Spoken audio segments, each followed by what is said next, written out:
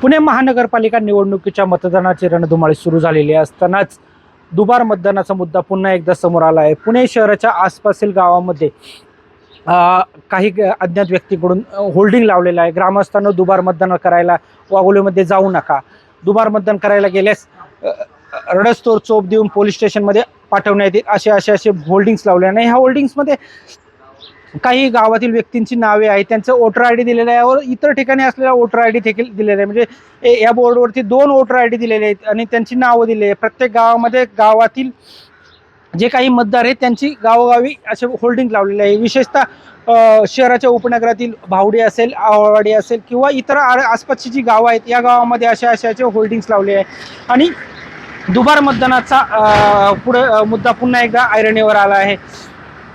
त्यामुळे या होल्डिंग सध्या सर्वांचे आकर्षित करतात। या होल्डिंगच्या माध्यमातून नक्की काय साध्य करायचे आणि होल्डिंग कोणी लावले याबाबत अद्याप कोणालाही कुठल्याही प्रकारची माहिती नाही। परंतु दुबार मतदानाचा मुद्दा पुन्हा एकदा पुणे महानगरपालिका निवडणुकीच्या अनुषंगाने समोर आल्याचे पाहायला आणि नुकत्याच जिल्हा परिषदच्या निवडणुका देखील जाहीर झाल्या आणि जिल्हा परिषद आणि महानगरपालिकेमध्ये ही दुबार नावं दिसून येत आहे। त्यामुळे दुबार मतदानाचा मुद्दा पुन्हा एकदा ऐरणीवर आल्याचे पाहायला मिळत आहे। सचिन धुमाळ, LS मराठी, भावडी, पुणे।